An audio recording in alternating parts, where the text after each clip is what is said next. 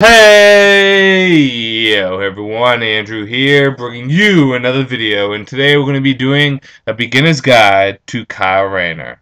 A brief history on Kyle Rayner. Kyle Rayner was originally an artist, actually a cartoonist, and eventually the downfall of Hal Jordan happens. Hal goes crazy because he's possessed by a parallax, flies around, destroys the Green Lantern Corps, and sacrifices himself to save the sun. So there's no Green Lantern Corps. Well, not entirely true. There is one Green Lantern ring left. And who gets that Green Lantern ring? You guessed it, Kyle does. Kyle Rayner becomes the one last Green Lantern. He joins up with the Justice League of America and becomes one of their predominant, most powerful members, forging friendships with superheroes such as Jade, Wally West, and Donna Troy. Kyle also gets infused with the power of Ion. Now, very much like parallax is the definition of fear, which fuels the yellow energy, Ion is the definition of will, which fuels the Green Lantern energy. And Kyle becomes pretty much the most powerful Green Lantern ever known, because he gets fused with the power, the sum total power of all the Green Lanterns within Ion. Eventually, Ion is removed from him and given to another Green Lantern, and Kyle is instrumental in rebuilding the Green Lantern Corps. After Ion is removed from him, he joins up with the Corps and becomes a predominant member along with other Corps members such as John Stewart, Guy Gardner, and Hal Jordan. Powers and abilities.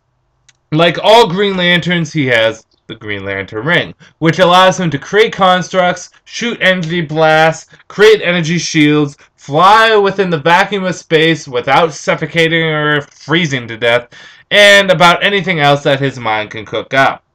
It's worth noting that Kyle is an incredibly artistic, incredibly creative mind, and that his constructs are some of the most in-depth and powerful constructs there are.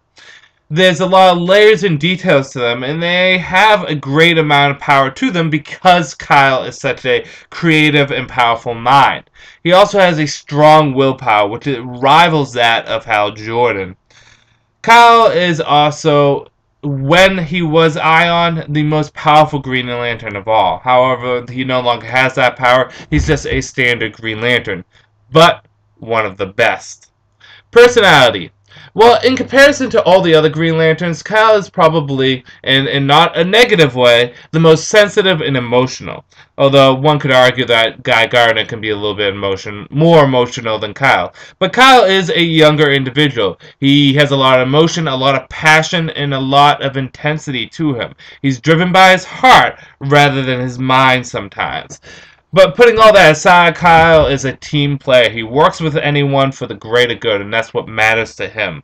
And he's willing to go to extremes with working with some people that he may not even like. But to be fair, it's hard not to like Kyle Rayner because he gets along with almost everyone in the DC universe. Even people that are scruffy and gruffy and that really don't get along with anyone, like Guy Gardner, get along with Kyle. It's hard not to like Kyle. On the whole, people who would enjoy reading Kyle.